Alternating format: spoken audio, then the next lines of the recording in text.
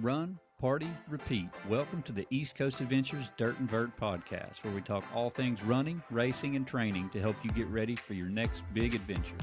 Learn from our successes and our failures, and have fun at the same time.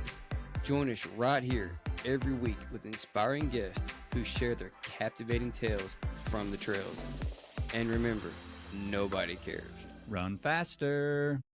Welcome back. This is the Dirt and Vert Podcast. I'm David. And I'm Matt. And we have the first place female and second place overall of the most recent Cruel Jewel 100 over the past weekend, but Shannon Wheeler DeBoeuf. And if you just look through her ultrasonic results, you'll be quite impressed. What I'm most impressed about is that no one has actually had Shannon on a podcast yet, because she is obviously a super talented runner. And when you meet her on the trail, you also realize that she's just a truly kind person.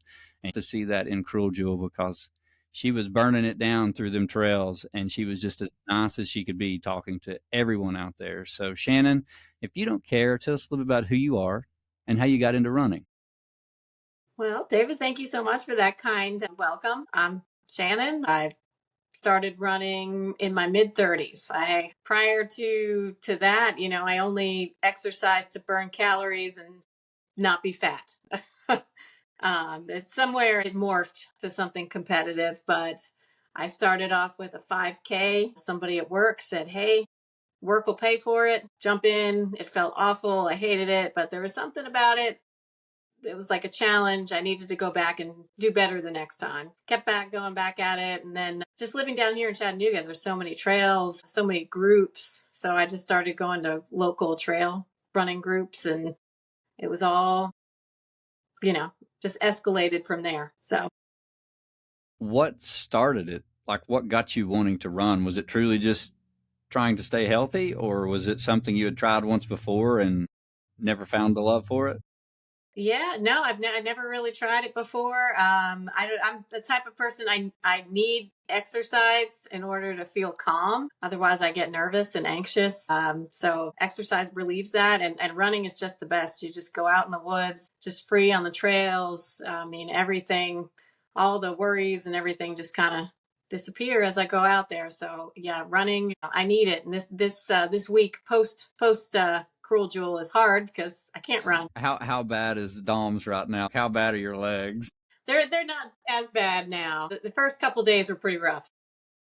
And how did your feet hold up? I got some nice blisters, but my legs hurt worse. So it was okay. I just kept going. Well, I got some good hot spots from that rainstorm. Yeah, I can't wait to talk about that here in a little bit. That was impressive, and the rainstorm is just ridiculous. But when you first started running, so you started running with some groups in Chattanooga. Was it like Trail Sisters, or was it just normal like running groups around the city? Scenic City Trail Runners. They're great. They meet every Tuesdays and Thursdays. There was a group, Cumberland Trail Runners. I don't think it really exists anymore, so I used to go with them, and any others that I could find, any other random groups, as much as I could. And did you immediately just go to trails? Like, was that what you wanted to do? No, I started on the roads, and then eventually transitioned to trails. And once I found trails, and that was it. There was no going back. So much better. So much better. I did have a little hiatus into triathlons for a few years, Ironman stuff, but that really wasn't my thing. Yeah. When did you really get into ultras? Because we all find like that little niche that we're good at, whether it's, some people are really good at 5K, some people really good at marathons. Mm-hmm. How did you find out that you enjoyed and were good at long distance ultras? It took a long time, just trying different distances. I didn't do like a PK for a long time, and then I finally did that. I was really conservative and kind of nervous about getting to the next step, so I took it really, really slow. But then once I got to the longer distance, I found that I'm better at, I guess, suffering over the long haul versus like that short, intense suffering that you feel in a 5K. my preference is to just have it long, but not as tense, not Long as intense. suffering. Yeah, yeah, Awesome. yes, great. What was your first big ultra that you decided to try? Probably the Georgia death race. Yeah, I learned a lot of lessons in that one. One thing, not to not to drink what they have at aid stations, because I think I kind of got a little, was it hyponatremia, where Oh yeah. because I couldn't stomach the stuff, so I just drank plain water, and then everything started to blow up, and it was bad. But I made it to the end. It just wasn't pretty. Yeah. Georgia Death Race, I think, was one of my first big trail races. Yeah. Yeah, it was like back in COVID. Yeah, that was my very first. Like I had ran some 50Ks and stuff, but I had never done anything that had a lot of elevation. So that was my very first introduction. That November 2020, right? Yes, it got moved. Yes, all the way to November. I was there. Yeah. Yeah, it was. I did it. I just went really slow and just took my time because I didn't really know what I was doing. That was early ultras. I've learned a lot since then. I'm sure you have too. Yes, I learned the hard way for everything, all the mistakes. Yep. Yeah, I'm sure that your very first one being Georgia Death Race. Do you remember what you had the hardest time with back then? I don't remember the hardest. Just something after 50 miles, like all of a sudden the wheels just fell off. My body had never been to that space before and didn't know what was happening. So just trying to keep going. I remember just crying to the aid station worker, and she was so nice and encouraging, and she gave me broth, and that helped to get me going again. So I made it. That's where it comes from. That's where the broth came from. That's the origin story of the broth. It was so funny. She sent me that picture last night, and she said, "Is this silly?" I'm like, "No, that's awesome, and it's very relevant because I just saw her do that." Something about chugging vegetable broth that perfect makes me feel good. Hey, if it makes you run like that, you chug it all day. Yeah. I was quite impressed. Yeah, so you did GDR, and then obviously it didn't go as planned, but it must have hooked you somehow. Absolutely, because I knew, like, I did this wrong, I did that wrong, and so I knew what I wanted to go back and try to improve. You know what's awesome is you've got a little bit of everything on your overall results. I mean, you've got some John Harden races, you've got some is it Randy Horton from Wild Trails, you got Jenny Smith from Blackbeard Events, you got a little Run Bum, you got a little bit of everything. Yeah. And that's really cool. Like you move around to a Fiery Gizzard. You support a lot of different race directors, which is great. Some of these I love like within a couple hour radius of Chattanooga. Yeah. What made you decide to go even further after GDR? I just wanted to see if I could survive. There's something about that. Just wanted to see if could I do it? Could I make it to the finish line? Yeah. So Georgia Jewel was my first 100. I figured I'd start with a nice 100, a nice Jewel. Yeah. And it ended up going much better than I thought. I ended up winning that for the girls. Did pretty well. Yeah. Then I got hooked from there. So Georgia Jewel was your first 100 miler. Was it still ran by Jenny? Was it ran by Jenny Baker then, or was that before they took it over? No, it was Jenny and Franklin. Yep. Okay, cool. Yeah, because I've heard people tell me that there was two different courses. I guess before Jenny took it over, they did a different route. So I always try to compare like what I'm looking at. Which one? Yeah. That's awesome. Yeah. That's a fun course. It's definitely nothing like Cruel Jewel. It's much more runnable than Cruel Jewel, except for it took a lot less time too. I'll tell you that. Yeah, and then you've done, I mean, this race, even though it's just a marathon, I've heard good things, and I've heard it's pretty hard, but like Savage Gulf, and you've also done Lookout Mountain several times, and that's a hard race, and even Upchuck. You definitely like the long and slow, like you said. Yes, I do. I like the races where I can hike in the middle, and it's okay. Okay. Me and you might have ran Elsie together. Elsie Endura? Okay, yeah. I did that as a training run for GDR, and then, of course, COVID hit and the world shut down. So I was just going to go out for 35 miles and stop. Well, you hit 35 miles, so Yep. that's you And stopped. then I went home. Yeah, I ran it the next year. I just looked. It wasn't that year. Oh, okay. Okay. Yep. But I do see that. You ran LC, and then you did one of Jenny's races, which is the River Gorge Trail, and then Georgia Death Race. Yep. And you know what's funny to look at is like you see this with like newer runners, and then as we get further into this, but like your events are like scheduled. You know, it's like you ran one, and then 6 months later you ran one, and 6 months, and now it's like when I get up here to the top, it's like, oh, she signed up for this. Yeah, it's like every month. Now it's every other month. Yeah. I'm like, perfect. We get hooked, don't we? Mm-hmm. And you did Georgia Jewel 100. What was your next 100 miler after that? I was trying Georgia Jewel, and then I think it was Cruel Jewel. In 2023, it was Cruel Jewel. Goodness. And you were first place in that one. Goodness. Wow. Yeah. So your first 100 miler, you get first place. Your second 100 miler, you get first place. You're on a roll. Pretty good. What did you think? So obviously you had done a couple of hard races, but nothing like Cruel Jewel at this point. Yeah. So what was your first instinct, and like what did you think about your very first Cruel Jewel? Like overall, how was that experience?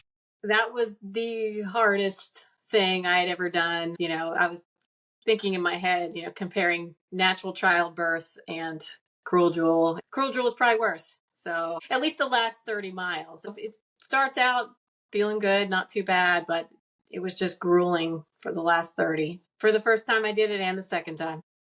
Have you had to like learn along the way what works for you as far as fueling and food, or have you just been kind of lucky with that this whole time? No, definitely not lucky at all. I've discovered that I can't drink any of my calories. So if I were to drink Tailwind at the aid stations, I would be throwing up. But so I always have little packets of Huma where it's, you know, no low calorie, but just the electrolytes. And I'm pretty good at stuffing my face though with food. So that works out. But that seems to be the only thing that works for me. Well, you're not the only one that I know of that can't stomach the Tailwind. So Absolutely. Yeah, that's kind of nice in a way to know that you just run on water and then eat food. You know, because there's pros and cons to both. If you start doing both, you can get too much on your belly and then you still get sick. So yeah, it's definitely a finesse game that everybody's different and you have to figure out what works for you. Absolutely. I find potatoes and pretzels and all that bready stuff is the best. You sound like you're definitely not a sweets girl then. Mm-mm. And I kind of assumed that when I saw you turning up a broth bucket, you know. Yeah. I need salt. Lots of salt. Are you a salty sweater? I must be. I don't know. I usually get pretty drenched out there, especially the humidity around here. Yeah. Yeah, absolutely. The humidity is definitely something that you can tell when people come from out west to come run. They're like, oh, this is awful. It is awful. My funniest story is probably, the guest would probably been Ed. I don't know if you're familiar with Ed the Jester. Mm-mm. But he just got his record back this year, and he holds the most 100s in a year. I think he might have been close to 60. I don't really know what the final number was. That's insane. There's a lot. Yeah. But one year, it was COVID year, I met him. I think he's from California, maybe. And I met him at Three Sisters in Maryville. It's one of the magic number events race. It's just a loop course. But he was over there running the 24-hour because there wasn't many races during COVID. He was flying everywhere just trying to find a race. Find something. And the thing about Ed the Jester is he runs in a suit with a jester hat. And he tells. I have to look this guy up. He's on. You have to listen to his story on the podcast. It's really good. Okay. But and I see him, and I'm looking. I didn't know who he was at this time. I hadn't been running that long, and I'm like, this dude's wearing a hat and a suit. And then we got him on the podcast, and I finally got to learn, like, this is years later, because he was just on the podcast like 6 months to a year ago. Okay. And he was telling that story, and he's like, "Oh yeah, humidity in Tennessee, like over in the East." He's like, "It's crazy." He's like, "I showed up at a race in a suit, and he said I'd stripped that suit off in like 6 hours." He's like, Yeah. dying. He's like, the whole suit was wet, and I was like, "Oh yeah." I was like, "Was that Three Sisters?" He's like, "Yep." Yep. It's so funny. So it's funny to see like just the differences. Like it's elevation when people from the East go to the West, but from West to East is definitely humidity. Yeah. Well, I was looking at your time for Cruel Jewel, like your very first year. You were under 28 hours. That is impressive. And then your recent finish, you were 28:22. I just want to ask because I think I know the difference. But was it way hotter this year than what it normally is? Like as far as the humidity goes? Yeah, it was, yeah, definitely more humid. Because I went into this year's Cruel Jewel with the hopes of like, can I bring that down? Can I be under 27:30, under 27, something? I was going for that. Obviously didn't happen, but then I was looking at the times from 2023, and there were a lot of people with much faster times. So, and last year too. So Yeah, I don't know. But weather plays such an important aspect in a 100-mile race. Sometimes a 5K, you can man that one out, and just push through it. 100 miles marathons, I mean, when it gets that hot, it's a game changer. Yeah, so I gave up on that somewhere probably after I saw you after the halfway point. Like, all right, that's not going to happen. You were still moving really well when I saw you at the halfway point, though. Yeah, maybe it was a little later, maybe 60 or 70. Things started to get slow. Did you start slowing down before the storm? Oh yeah. Okay, because I know the storm was pretty bad too, but I'm sure that did not help your morale either. But no. And then I want to ask you about this one before we really get into talking more about Cruel Jewel real quick. But I wanted to ask you about the Palisades 100 mile you did in Idaho, and you also won that one. Surprise. You're awesome, Shannon. I mean, looking at your results, it's amazing. 6 trophies overall out of 80 races. So you've obviously found your niche with the longer stuff. That's definitely your thing, and you're good at. And I watched it on Saturday. I mean, you're very good at suffering, and that's yeah. I mean, that's something that there's only a couple of people that I know that are really good at suffering that hard and that bad. And Mary's another one. She can suffer hard and just keep going, and that's something that it's just grit. Sometimes you can't really train that. That's just who you are. It comes somewhat with conditioned of like years and years and years of doing this too. But some people just have it, and you seem to have it. I hope so. Definitely lots of years of doing it though. I don't think I couldn't have suffered like that if I tried this 10 years ago. So yeah. Well, how was the Palisades then? So right before so everybody knows, right before we got on the podcast, we were just kind of like briefly talking, and Shannon did say this was like one of the hardest 100 she's ever done. So I just wanted to hear this story. Yeah, it's just I'm here in Chattanooga. I do all my long runs on Lookout Mountain, but out in Idaho, they've got real mountains, and it was just way more rugged, just way out of my league there. We were at 5,000 feet, and we went up over 9, almost 10,000 feet 5 times. And it was just completely exposed to the sun. I think that got me, because down here we're covered in trees the whole time. I thought I felt like an ant in a magnifying glass, just getting fried. So that was hard. And it was just so rugged. The aid stations were really spread out because they couldn't get people there. The only aid stations they had were people had to backpack in and spend the weekend to do those. So, and then I saw 2 bears overnight, and then I lost about 5 to 10 minutes because there was a mama moose and a baby moose on the trail, and they wouldn't move. So it was an awesome adventure. I had to at least try it. My dream race is to do Hard Rock someday. So I figured I had to at least try something out west. Well, you talk, and maybe I'll get in someday. You talk like this was a bad race for you, but you won it.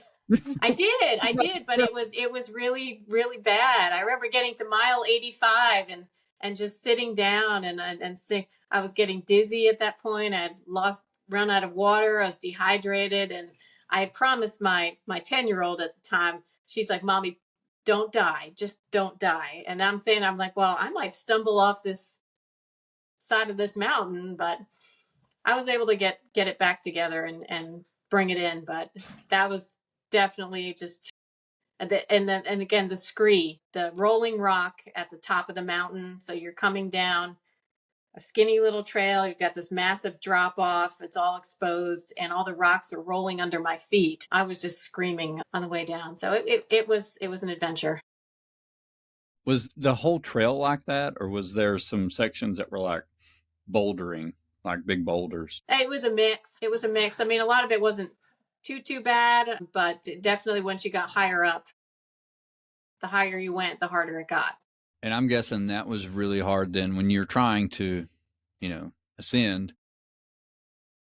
Your feet. And you've got the rock. You can't get a grip. You're just kicking. Then you're just wasting energy. So yeah, I could see. Did you? And they don't believe in switchbacks out there. So it's just, you're just going straight up. That's the first time I've ever hiked something. It was about 60% incline, which of course we don't see that around here. So no. So did your feet hurt from being flexed up the entire time like that? Maybe somewhat. They hurt more because there were, of course, no bridges out there. So when you went down low, we were constantly going through streams over and over and over again. My feet would finally dry, and then I'd go through another stream. My whole foot was a blister by the end. So that probably wouldn't. You think that? Well, I guess I was 2024. I was going to say, I wonder if that would really bother you now, but I guess that was pretty recent. So yeah. Yeah, no, it was bad. Yeah, I was just thinking, I was like, man, as humid as it is here, your feet's probably just staying wet too. So, but I guess that's probably different. You're constantly running through streams and then turn around and going up a 60% incline. I guess I could see that. And then through another stream. Yep. Yeah. That sounds great. So that took me the longest. That took me over 30 hours for that one.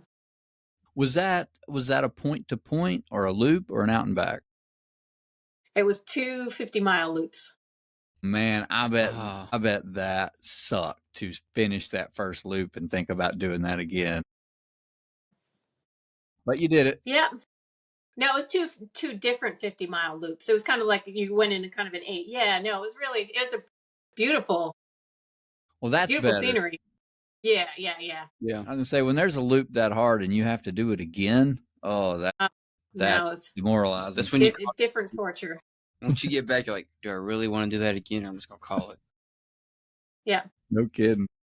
Well, let's and then you did the Conquer, which was in Georgia, and I've heard all kinds of stuff about the Conquer. We had a teammate running that one as well. Oh, really? Okay. Ron Wireman. He was there running it, and okay. I think he's done it. Did he do it 2 years in a row? I know the 1 year he got froze. Everything just frozen. Yeah, the first time he went, all of his food froze. He couldn't eat nothing. Well, it was like 17 degrees. I didn't do that one. That was crazy. Yeah. I don't think he made it very long because he even had Vienna sausages and they were frozen in the can. He couldn't even get them out. What was your experience like there? Was you just doing a little bit of an elevation run, or was you competing? I was trying to compete. I thought, I'd be better, but I think it was the first mile on that course. You go straight down this jagged, rocky hill that's really, really unforgiving. After 14 hours of that, I was done. I gave up. But the guy I didn't have any crew either. So the longer I went, my stuff was a mess. I would come back with just a couple minutes in between, having to go again.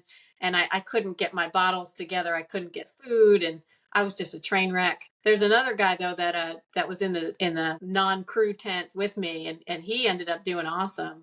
Ryan Kuntz. He ended up doing 34 hours, no crew, which was really impressive. So, yeah. Did he win? No. Stoltenberg won, but he was second then, wasn't he? He was. Yep. Yeah. Heck yeah. I'm glad you said hours. I was trying to figure out what the distance. What the number meant? Yeah, It just 14 has the hours. hour, I guess. Okay, I was like, I don't understand. It says 14, 15. And of course, you go up those 600 steps each time. Goodness. Yeah, I've heard is this the year they changed the course? Was it a I think 4.1 mile course? I think they made it longer. Yeah. yeah, they made it longer. It was, it was only like 3.75, but I mean, Okay. I think there was about 1,200 feet of climbing and descent over for each loop. How cold did it get? It wasn't too bad. We lucked out. It was, maybe 30s, 40s. So nothing like Well, that's good. what the other guy faced. I would Yeah. have been miserable. I cannot run. Yeah. I couldn't do that. Yeah. I'm okay if I can keep running. If I have to stop, I will freeze to death. I sweat too much. Well, let's talk about your most recent race, and we've already talked a little bit about it. But Cruel Jewel, and I was there with Mary and Brian Vermillion, Brian Zickfus, and a couple others. Amanda Friels, that was her first 50 miler, so we followed her on Saturday. Yeah. Good. But luckily you and Mary were running first and second, so I got to see you at like every aid station. So I was trying to cheer you on and cheer Mary on every time you all come through. But you look great. Tell us a little bit about your day and what what your plan was, your fueling strategy, and just tell us about this day, because I mean you absolutely crushed it. I mean, Crushed it. and I hate to say it this way, like I'm not, but it was an absolute war zone out there. I mean, that's about right. Yeah. I mean, it's and I don't mean to say that bad about anybody. It was so hot. People were burning down. It was just, I mean, and the hard thing about that, and I kept trying to tell this to a few people, was like they were saying, I'm only to mile 20, and I've usually made it way further than this, and I usually feel way better. And I'm like, yeah, but you started at noon. You started at the hardest part of the day. Yeah. And you ran on a road, for a couple miles, and you probably burn it down, like that's, and I was like, just slow down, calm down. I was giving people ice, trying to get them cooled off. But I think the noon start really doesn't help at all when it's that warm. When it's that warm, yeah. It just takes its toll on you even quicker. And I think people were so out of it, they didn't really think about it that way. They just thought they were having the worst day ever. And I'm like, it's not. I was like, slow down. Yeah. Tell us about your plan, your strategy, and obviously your day went pretty good. Yeah. So my plan was to have the day be as uneventful as possible. I mean, I think that's the one thing you really want in these races. You just want nothing to go wrong, or really, really wrong. If I could just keep moving forward, and I was able to do so for the most part. I had a couple snafus. I ran my head into a branch, and I ended up snapping my my headlamp, the strap on the back of my headlamp. So I was trying to carry it with my poles, and then I finally was able to tie it up and stuff it in my visor, but I was not moving efficiently for that period of time. That, and then of course the rainstorm didn't help. But my plan, like I don't use pacers or anything. I find that I'm better off just staying focused internally as much as possible. I talk to myself for 28 hours, other than when I talk to Mary and a few other people in the beginning. But other than that, I'm just kind of focused. You got to just kind of keep with those. It sounds silly, but those little positive mantras over and over again. Like you're strong, you're prepared, you got this. I had to keep telling myself that over and over and over again, just to try to believe it. And then, I mean, really just keeping in my own head, because most of the time I was alone. I really only had a few instances where I ran with some other people. Well, when you're running up front, you normally are a lonely runner. Well, they were spread out too. And then by the time we started catching, when other people were catching up to me, and I mean, we're all zombies at that point, so nobody's talking anyway. Well, so who was your crew? My husband, Rusty. Okay. Well, he obviously knew he's obviously crewed you a lot, because he knew what to have ready for you. But what was your plan when you got to your crew each time? were you specifically wanting like the broth and other things, or did you just have a spread and you would pick what you wanted? Yeah, he kind of had all the food in a bucket, and then I would just grab stuff. Now I usually just carry the 2 bottles in the front, so I would just hand him my empties, and he'd have my bottles already filled up. So that made that really fast. And then of course Coke. He had the little mini Cokes, so I'd chug one of those down, vegetable broth, grab some food, and try to get out of there as fast as possible. So pretty simple. Oh yeah. Well, yeah. I mean, yeah. I'm one. Another. Yep. Yeah. double fisting broth. Yeah. Soda. I got my broth and my Coke. Yeah. That's awesome. So I saw you come in at mile 40. Is it 46? Is that 8 46 is that before the pointless out and back. Which is really like 50. The pointless out and back puts you at like 54. You came in there. I saw you hammered down the broth. You had a little mini Coke. I did see that. Yeah. And then you went out for the pointless out and back. And then I think I was timing you at that point because I was trying to see, how far you and Mary were apart. And I think you did that in about an hour. And then I saw Mary come through after you went up the hill.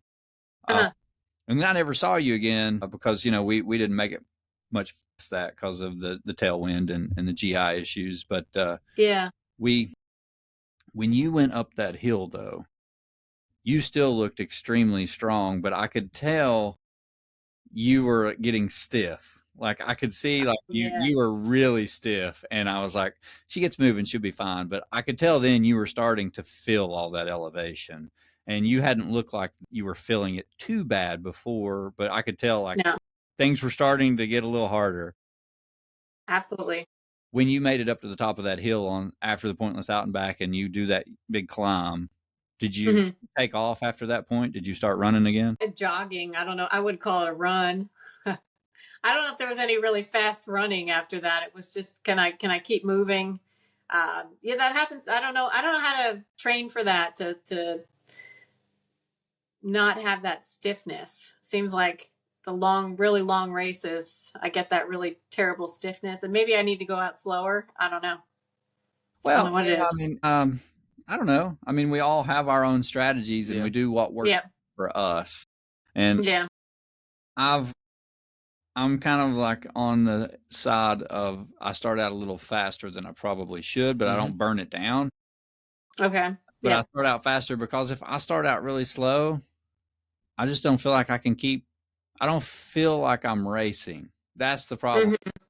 Yeah. I got to feel like I'm pushing a little bit, and then I really stay engaged. And I realize that's just me. Not everybody's like, there are people that pace way better than I do. I'm not the best pacer, but I've at least gotten better to where it's not like the first 50 is way faster than the second 50. I'm getting a little bit. That's what mine always are.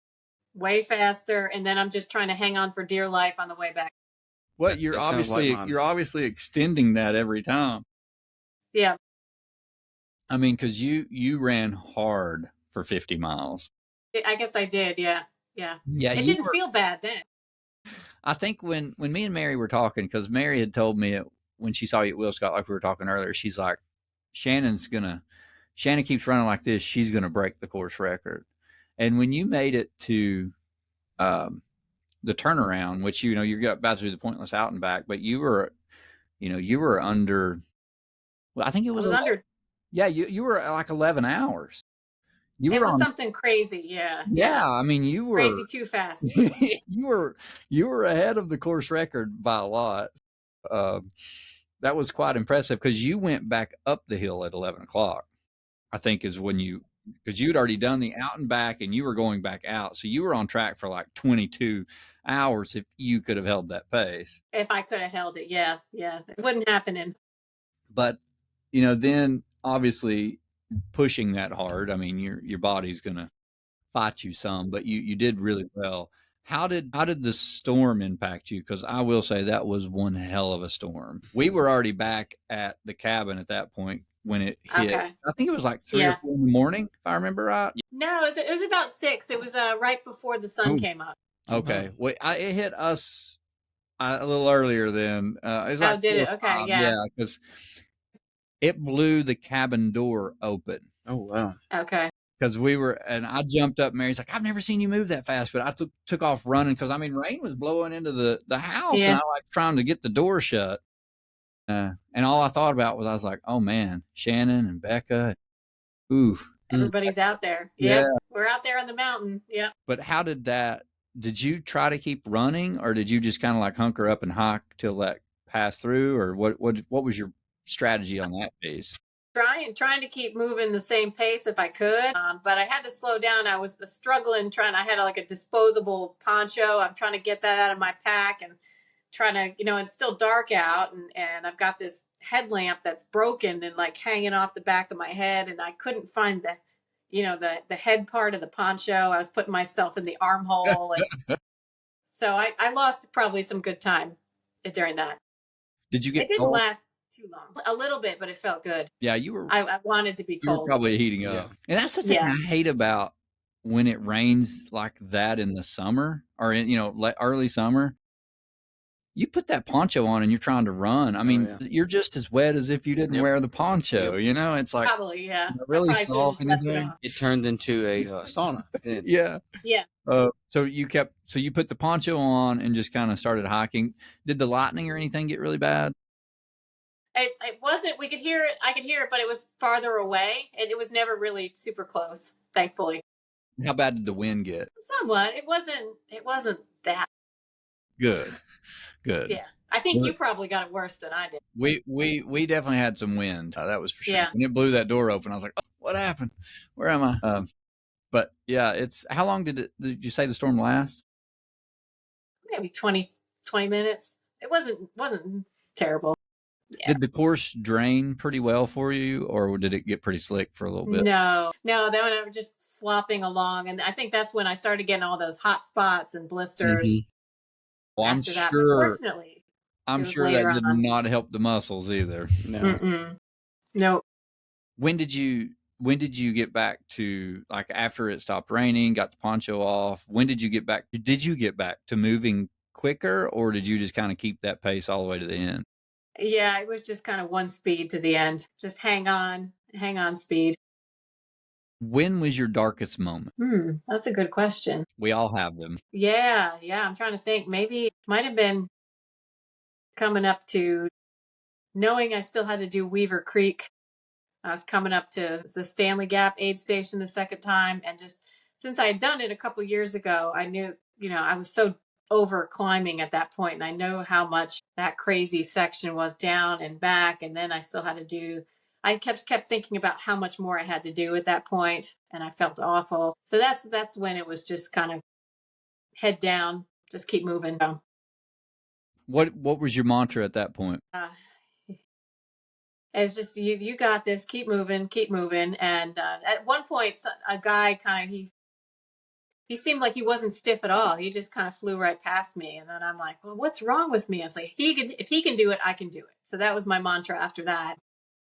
Well, and it was really hard to see this the next day. I felt so bad for this guy, and I don't know. You may know him. I don't really know him that well. I know who he is, but Kyle Kraft. Yeah, he was leading the whole time.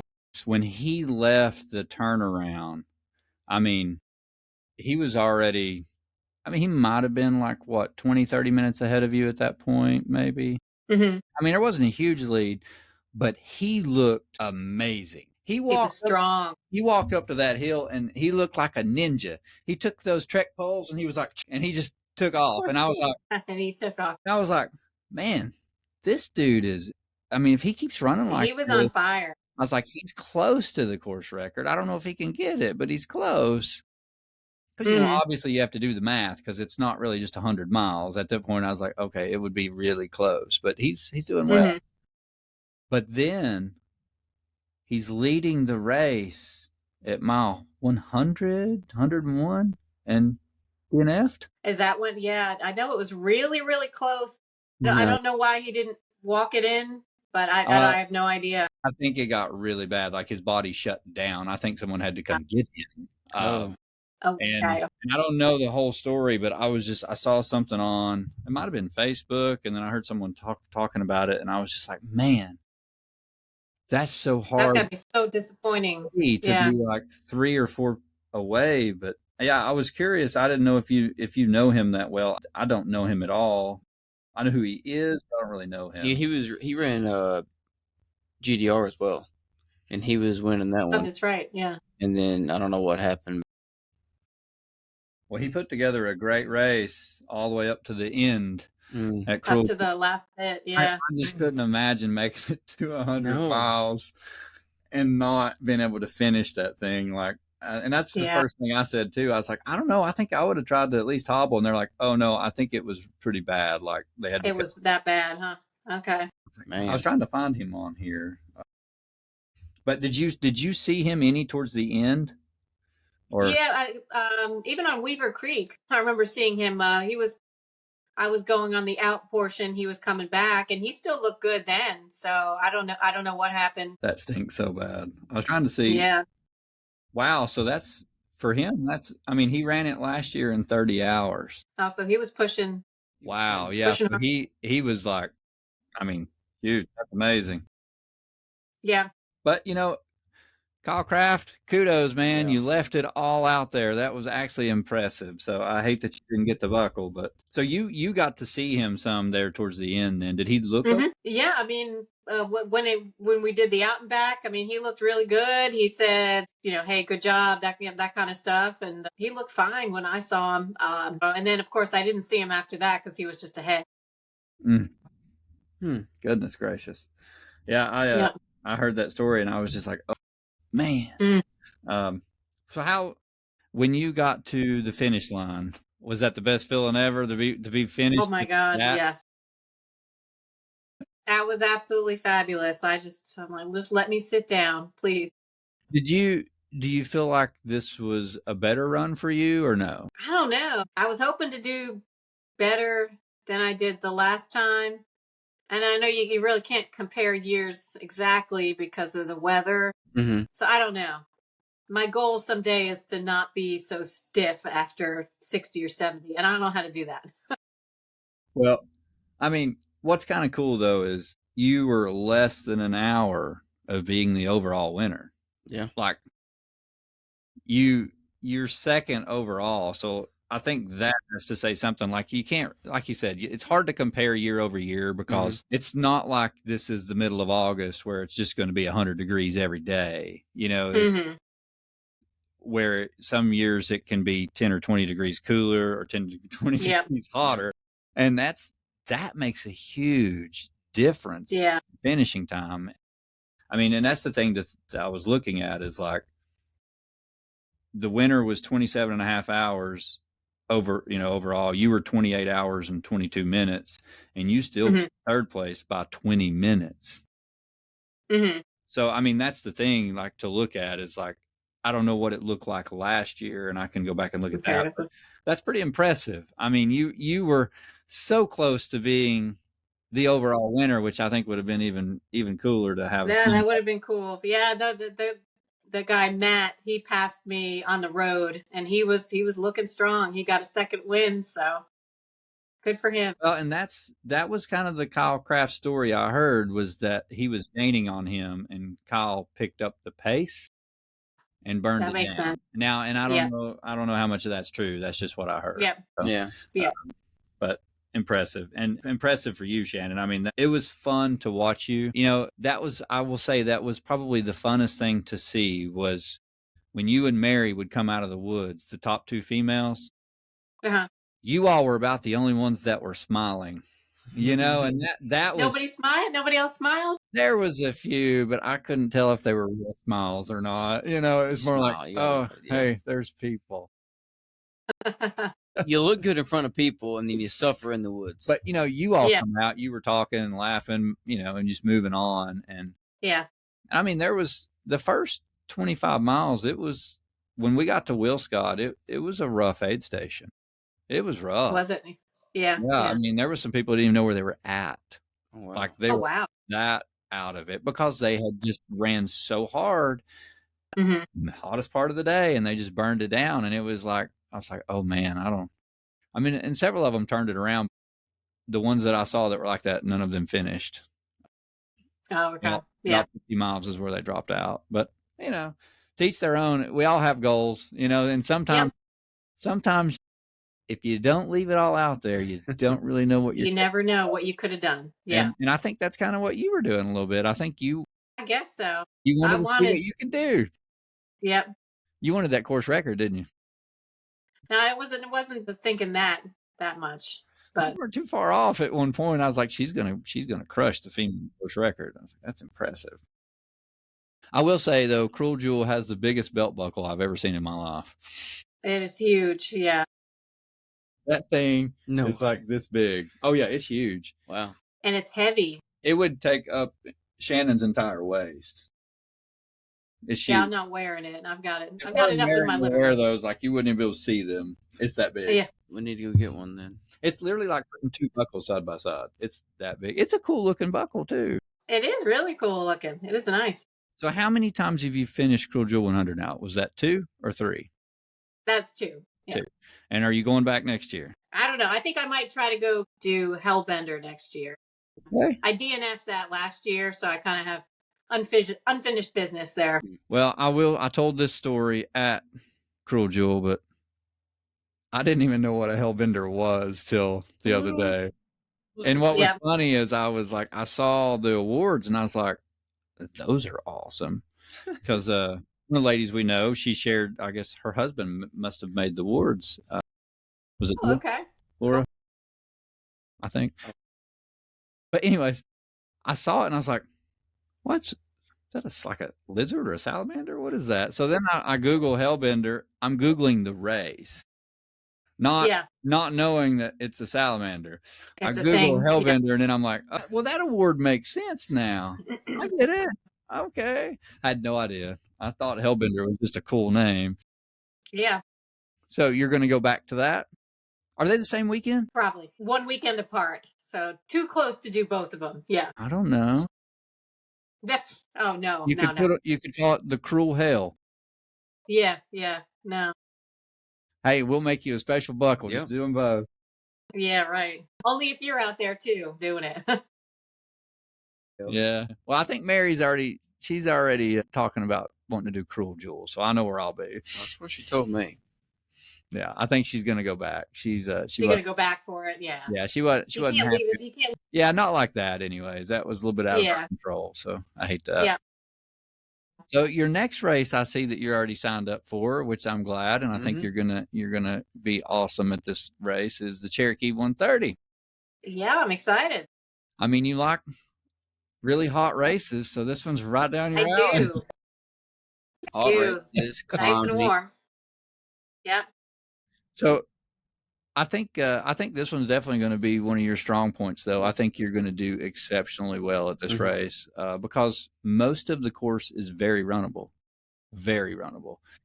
So not technical. No, the course overall the trail is pretty fast. I mean, you can run a lot of it. Wachisi is a pretty big climb, but it's nothing bigger than what you just did. I think the longest is 2 or 3,000 feet elevation gain? It's 2,000 feet in 3 miles. In 2 miles. So not bad. I mean, you've got a lot of rolling hills, and then you climb up Buckbald, you climb up Wachisi, but other than that, it's very runnable, very pretty. I think you're going to do really well. Yeah. Now I will say, the guys last year got very lucky. That was the coolest day in July. No. That's not happening this year, I'm sure. Yeah. It's either going to be that or a rainstorm. Yeah, when we only had one female finisher. Oh, that's it? Oh, Michelle Gray. I don't know. You know Michelle? Mm-mm. She's a very strong hiker. Mm-hmm. She's really good at the long, slow stuff, and she killed it. She was the only female, and we only had 5 finishers, period. Everybody else DNF'd. Oh, wow. Everybody else? Yeah. Okay.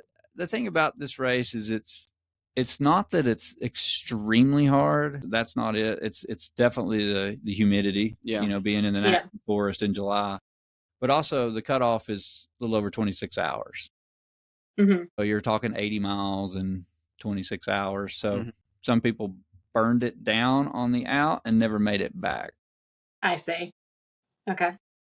So, I think you will do really well at that because you managed that at Cruel Jewel. I think you'll manage it really well here. It'll be fun to watch. Well, I know I was very excited once the email came through that she signed up. I said she could win the whole thing. Yeah. And it was exciting.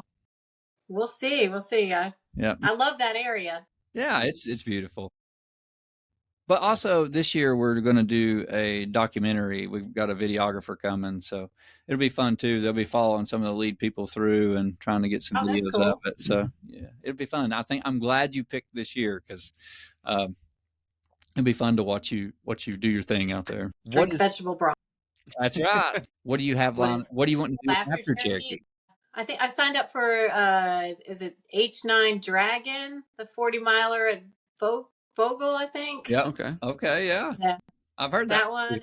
And Georgia Jewel 35-miler. And then I'm on the Wild Trails race team this year, which I'm really excited about. Yeah. I just started that. So I'll be signing up for more Wild Trail stuff. So probably Lookout Mountain, maybe the stage race, some of those races. So. Well, I'm sure I'll see you at Lookout Mountain. Mary goes. Oh, are you doing it? I don't know if I'm going to do it. We'll see. It really depends on how I do at No Business. Cause so far the last 200-mile trail races I've done, left ankle has not made it through the race. Yeah, that's right. I remember that from this past year. I messed it up that one year in No Business. And then, I went to road for a long time and trained for, the Yeti stuff. And and then I went to do Pinhoti 100 this past November. I mean, the first mile, Shannon, I just destroyed that ankle. And I made it 56 miles on it before I quit. And it was too late. I was doing a lot better this time. I've been doing like actual PT and like doing. Oh, good. You're doing what you're supposed to. Yeah, because there was no break, but I destroyed the ligaments. I destroyed them. So the problem I'm having now is like if my foot even goes a little, like if I step on it, it just touches the ground. Like the whole ankle just touches. Ooh, that sounds painful. Yeah, and I'm doing a group run this weekend with Chris Engel, the Run From race director, and he's coming up here and we're going to do a group run, and Brian Vermillion and a few others. And if you want to join, you're welcome to. You probably need to recover, but yeah. I'll take this time off. Yeah. But I think I'm going to wear my ankle brace on that because I got a race in just a few weeks, a 50-miler, and I don't want to take it. What are you doing? Yeti 50 in Virginia, and then Mid-State Mile a week later. And that'll be a good test. I think that one finally I'll see how my ankle holds up.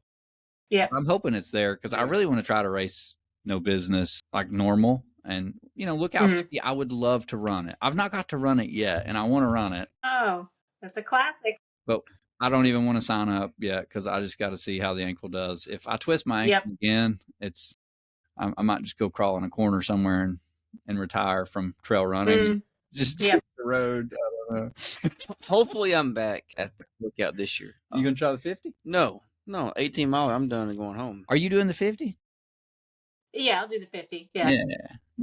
I like that. I'll do the 18 and call it a day and go eat and go home. We need to get Brittany signed back up. She says she's never doing it again.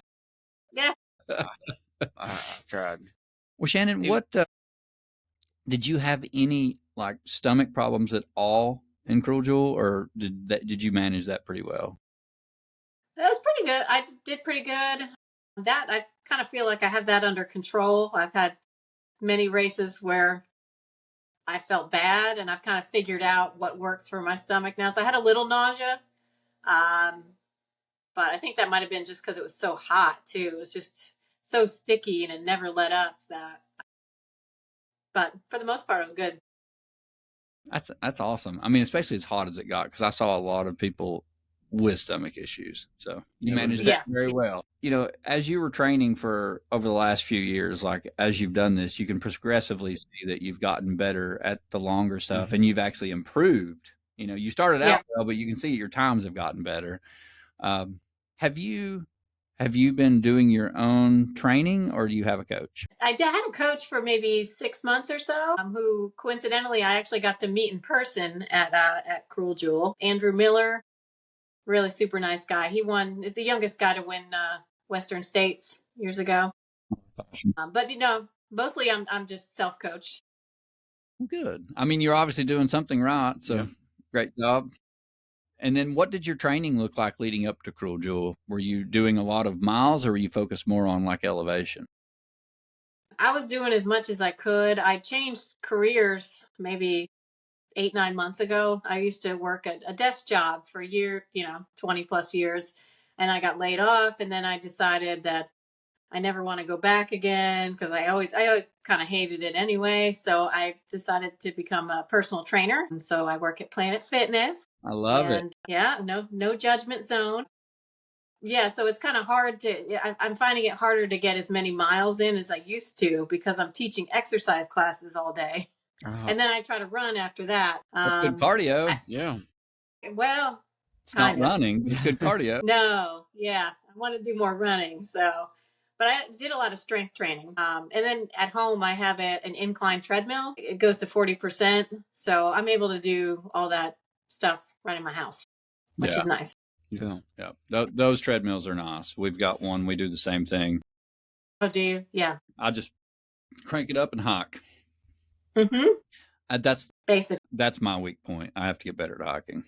Yeah.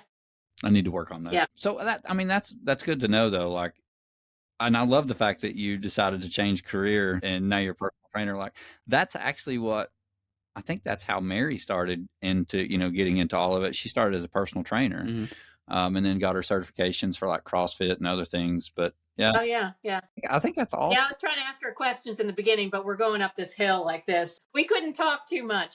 I love it. Well, I'm sure reach out to her. I'm sure she would love to help. So, but I love that. How long have you been doing that now? About 6 months. So not too long. Oh, that's actually where I work out at. I've got a Planet Fitness membership. Oh, do you? Yeah, at least the one in that I go to now, they don't sound off that lunk alarm thing anymore, so none of that really happens. They don't even really go by that. I see people wearing all kinds of stuff and grunting, and nothing goes off, and I'm like, well, they finally stopped that. But I don't know if that's every Planet Fitness. Yeah, no, I want to hear the lunk alarm, but I haven't. Nobody's pressed it yet, and I don't want to be the one to do it. I want Shannon to set off the lunk alarm. Yeah. That's what you need to go in there and like with all my lifting. Yeah, you need to go in there and like squat and just like power lift. Sorry, guys. Sorry. No. Awesome. Though. Good for you. Did you do a lot of strength training before you started at Planet Fitness? I did some. I mean, just enough to get by, so my body doesn't fall apart. So I do think it's important, though. I think it does make a difference. Yeah. Could you tell a little bit of a difference this year at Cruel Jewel? I mean, 6 months isn't a ton of time, but you probably were starting to see a little bit. A little bit. I mean, I went in injury free. I have to say that usually, the week before the race, I'm still dealing with nagging strains and that kind of stuff. I went in totally healthy. So I think that's a win. Yeah. Yeah. Well, and you look strong. Do you change your workouts for what race you're signed up for? Do you focus on elevation when it's like Cruel Jewel or like Cherokee? Do you focus more on just running trails in general? So it depends on how close I am to the race. So typically I like to do like a nice long base training early in the year where it's really, I'm not doing any interval work. It's really just all steady plus strides. And then as I get closer to the race day, that's when within 8 weeks out, that's when I'll start the elevation, that type of thing. I guess I like to get more specific as the race gets closer. Well, you're doing it the right way. Obviously, you've had a good coach that's taught you some stuff. Yeah, he's a good guy. Absolutely. And I went on and I got my USCA ultra running certification coach myself. So I'm going to start coaching eventually. Yeah. Well, that's cool. So you got personal training is the first step. And then here soon we'll see the ultra coach Shannon coming out. So I love it. Working on it. Yeah. Awesome. Heading in the right direction. Well, I guess we'll switch over to questions real quick, but I want to go ahead and ask you the first question we ask everybody on this podcast. And it is, why? Why do you do what you do? At Cruel Jewel, you're 50 miles in, your legs are starting to get stiff. You get up this hill and then you run through this rainstorm and you're just, strolling along trying to get this thing done. And what keeps you going? Like, why do you continue to do this? I just want to see what I'm made of. What can I do? Something about that drive to see Am I tough enough? And I don't know why though. That's a hard question. Well, the why is because you want to try to find out how far you can go, right? I'm sure. Well, yeah. But I don't know why I want to do that, but yeah. the funny thing is, though, is that's never going to be the end. No, there's always going to be more. We're I know. always like, I think I can do more. Like, even when you do blow up and you quit, you're like, you know what? I bet I can. I can do that. It's just, it never stops, which is cool because, I think that's a testament to what the human body and the mind can do, because you were just textbook of this at Cruel Jewel, which was, you told yourself you were going to be fine. You told yourself you could do it. And you just kept saying that. And you over and over. You were hurting just as bad as everybody else out there. Yeah. You might have been conditioned better than some, you were running and training really hard, but overall you were still feeling the same thing. And that's what I think is so cool, is that to be able to not really turn the pain off, because you can't really do that. No, you have to just accept it and just know it's normal. And it's figuring out how to work through that and get along with it, and like realize that it's not going to go away. And whether I walk or run, it's not going to change this. How do I keep going? And like, that's a testament to what you just did, is like you figured out a way to push and keep going. And Shannon, you damn near won the whole race. Like, that's impressive. So I think, it's really cool to see that even though people are trying to like find their barrier, that's really just another stepping stone, because you're going to get better. And that's what I love about this sport, is like, it doesn't matter what level you're at. You're always competing with yourself. Absolutely. I try not to think about anybody else on the course. I don't look at the list ahead of time, like who's going to be in it. I know it doesn't matter. I'm glad to hear you say that. I never want to know who signed up for a race. I don't even want to look. People will start telling me sometimes, like, hey, did you know? I was like, I don't want to know. I don't even want that in my head. Like, me in the trail. Because if I hear it, I'm going to start looking at a time, and then I'm going to be like, and I want to focus on what I want to do. I'll get stressed. Yep. I think that's a better way not to get yourself worked up. And that's what's, we had this conversation this past weekend. I was having this with somebody, and it's one of those where you get used to being one of the front runners, and you have a couple of bad races. Yep. And then you can't get that out of your head because you've put so much pressure on yourself to try to be a podium runner or whatever. And at the end of the day, if you lose joy in what you're doing, there's no real reason to be out there doing it. Find something else to do if you can't find any joy in it. And that's what's so hard sometimes, is we put so much pressure on ourselves we quit competing with ourselves, and we start comparing ourselves to everybody around us. And then that's when it becomes like you start losing the joy, and that's when people burn out. Yeah. Yep. And it's a fine line. It's hard to see. I've seen runners quit running, and I've seen runners come back, which is kind of cool. They finally let it all go and come back, but that's really hard. It's really hard, and it's hard to watch. Have you ever felt like that? Like you've had a lot of pressure on you because you have had the results you've had? Yeah, I guess I like to fly under the radar and just kind of sneak in and not, that's why I don't look at the list ahead of time, because, it doesn't, I can't control how somebody else trained, or if somebody, somebody really fabulous shows up. I mean, I can only execute to what my training has brought me to. Yeah, but when you're standing at the start line an hour before the race or 30 minutes before the race, that's the worst. And the worst. And you hear, oh, there's Shannon, she's going to win. No. I'm usually looking around. I'm usually feeling intimidated. I'm looking around and seeing people. They are like, oh, they look so fit. Yeah. So. Yeah, and you definitely can't judge a book by its cover. That is for sure. Yep. That's true. Definitely not in ultra running. No, it's really, I love the fact that you never know who may just bust out and win the race. I think that's so cool. There's been plenty of times I'll walk up and I'll see all these young, fit looking dudes, and I'm like, yeah, they're about to be fast. Then all of a sudden you're like, well, where are they at? And then you see this one person that you've not seen the whole race. Yeah. And I think it's so awesome. And he's killing it. Yeah, Yeah. Yep. he is. Or yeah. she. Or she, yep. All right, Mr. Williams, it is all you, sir. Let's, We got Shannon, full disclosure, we don't know what is going to be asked. These are all easy questions. Oh, they're not bad? Oh, good. Oh, These are you all might get easy. off easy. Yeah, these are. I hope so. We've had some real good People ones. just want to know how she did so well at the Crow Jewel, so they're asking a lot of those questions. The first one is, what was your pacing strategy for the Crow Jewel if you had? I was trying to keep my heart rate under control, which I didn't do such a good job. I think I went too hard in the beginning. It's more I run by feel.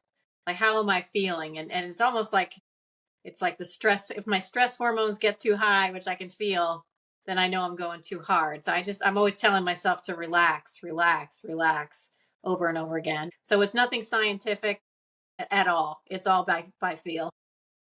So even though you said you were trying to keep your heart rate down, it's really just effort. Yeah, it's by what you're feel. focused Yeah. on. Okay. That makes sense. I mean, I know several runners that run like that. Mhm. I think it's Luke. Luke talks about that some. He really runs just based on effort. Yeah. And that's all he does, which is great. Some people can run like that and others just stare at their watch the whole time. I know so. Luke says that his heart rate's so high, but he runs on effort, so Yeah. he doesn't. I mean, it's Yeah, weird. that's why I was trying to ignore the heart rate and just kind of go by effort. So, And to be honest, the first few miles of a race, your heart rate, I mean, some people just spikes. spikes just standing at the finish line, like they get so amped up. So it's sometimes, the first few miles, you just like hold back and don't pay attention to your heart rate. Just like chill out. Yeah. The next one is, what draws you to the hard mountain races? Again, I like a challenge. If there's like I would be kind of bored if there was like a flat 100. I think I like the variety of being able to go up and down. You're using different muscles. I think it's actually easier than using the same muscles over and over and over again in a flat. And of course, I like hiking, so that allows me to train for that too. So, have you ever thought about doing a 24-hour flat course just to see how many? No, I have not. No interest at all. Huh? Give her a 24-hour trail course. Well, I was just thinking, as good as she is at suffering, she could probably compete really good at that 24-hour, or the 24-hour like Tennessee state record. Yeah. Yeah, no. Maybe one day. No time soon, right? She likes the mountains. I mean, I understand. I completely. do too. I do them just to do them sometimes. Desired to do them.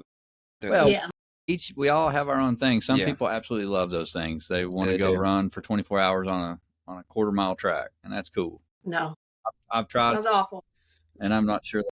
Well, evidently, I've got to do one in November because with the Chattanooga Track Club, Oh, I saw that. they have The added Circle this 50 and- this third one for this championship, and I'm sitting in the third spot, so I've got to go do it. Go do it. I love it. Tracks are hard. You'll love that for a little while. Yeah, just for the daytime. Did you have a nutrition or sodium plan going into the race? Again, nothing scientific, just kind of go by feel, see what my body's telling me. Coke and veggie broth. So do you take And Huma. I love Huma gels. Some people don't like them, but I love them. Yeah, no, I do the Huma hydration mix. Well, I've not tried the hydration mix. What's your favorite? It's real good. What my favorite flavor? Yeah, with the Huma hydration mix. Oh, there's one that's like coconut pineapple. It tastes like a pina colada.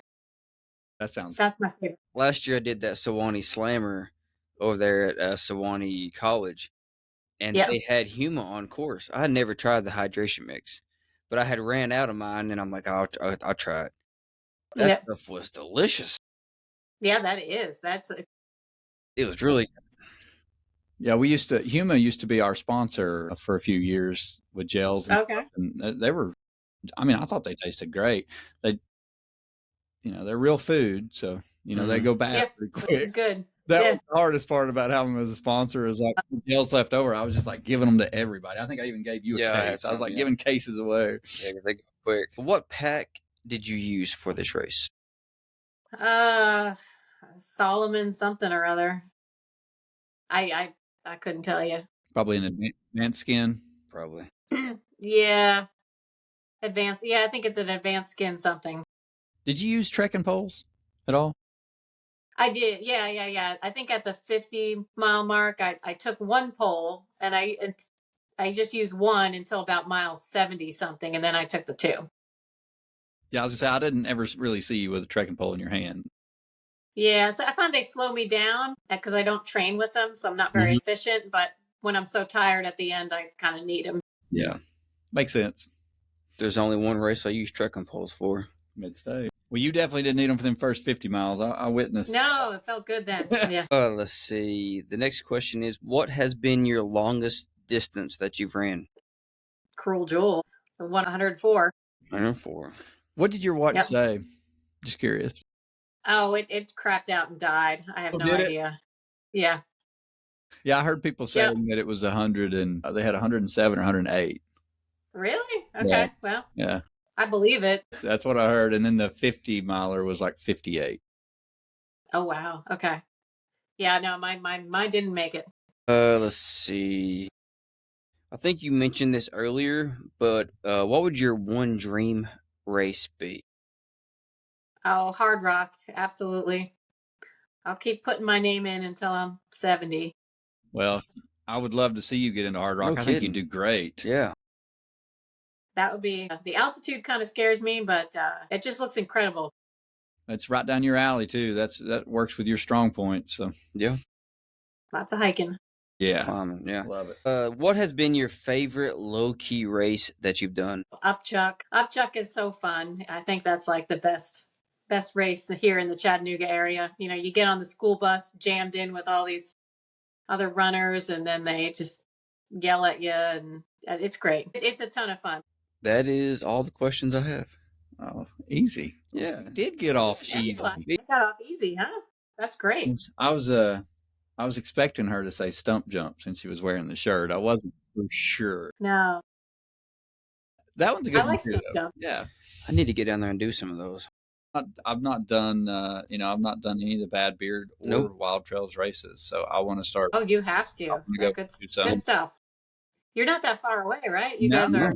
No, No, the we're problem right is for some reason I just start signing up for stuff, and then by the time I realize it, I'm like, oh, I probably shouldn't sign You up. have no room left. Yeah. So I want to next year. I'm going to try to make it a point to actually try to go do some in Chattanooga. Maybe next year, since I did all the KTC races this year for their trail series, maybe next year I go to Chattanooga and try to do some. I mean, Yeah. support some of the other race directors Yep. in Chattanooga. I mean, some good ones. I haven't even got to run a David Lane race.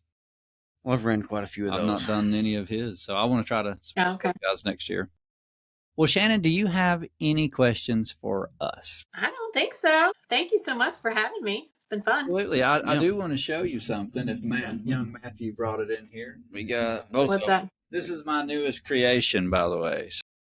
That one buckle, is it still on there? That's just a normal Cherokee buckle, so you probably can't see it too well. Okay. Yeah. But we've made a new buckle That hasn't that been if you announced. can, Okay. it's not even been shown yet, and it will just came be in this So week. Yeah. this is a design based on. So the guy that won the Cherokee last year, he was actually running Cruel Jewel, Brian Vermillion, Okay. Yeah. and he went and got a really cool tattoo on his leg after he finished the Cherokee, and he won it. Okay. And when I saw the tattoo, it gave me an idea. I was like, I'm going to turn that into anybody that can finish the Cherokee twice. They're going to get that buckle, and it's going to be kind of a replica of your tattoo. I just added some colors to it. I can't really see. Oh yeah, the Indian. Yeah, that's pretty cool. I like it. So anybody that can finish the Cherokee 130. Finish it twice. Yeah, and it doesn't have to be in back-to-back years. You just finish it twice, and you get this. You'll get the regular buckle and that buckle. So trying to make it a little fun. I saw that, and I just thought it was a really cool tattoo when he got it. It's really awesome. But if you do it once, you'll have to come back at some point and try to get the other buckle. So, huh? Shannon, thank you so much for taking the time to be on the podcast with us, sharing your story. And it was truly just an honor to get to watch you and Mary run. I mean, it was fun to watch two ladies just actually out there having fun. Oh, yeah. I mean, you don't see that very often, where most of the field looks like a war zone and you've got these two ladies running out front just smiling, and you all were having a good day. And I know that after the turnaround, things got really hard, but as hard as you ran in those first 50 miles, I expected it to get hard at some point. And I just love the fact that you gritted it out and like you just kept going. I mean, I can't wait. Like, I hope you do that event again at some point, because I would love to see you win the whole race. I think that'd be so cool. That would be cool. Of course, you may do it at the Cherokee. Who knows? It's anybody's day out there. I've realized with the heat and stuff. It's whoever can really manage the heat in the day that really is going to have a good day out there. But truly, it was an honor to get to watch you do your thing out there. And you were just so kind out on the course. So that says a lot about the character of a person. And we've had this conversation several times. I think Stamen is the one that said it originally, but we talk about it all the time. But you really find out the true character of a person in a really long 100-mile race. It always comes out. And like, you were just as kind and sweet as you could be coming through there and doing your thing. And that truly is awesome. I love seeing runners that, aren't yelling at the volunteers or yelling at the crew and doing that stuff. Like, it's just, you were kind and you had gratitude and you were just happy to be out there doing your thing. And that, to me, is what's inspiring. Thanks. I was having a good time. You absolutely were. Well, Shannon, thank you so much for your time. And if you'll hang on just after this, we'll take a look. But we appreciate you being on the podcast, and thank you so much. All right. Thank you, guys. Thanks, Shannon.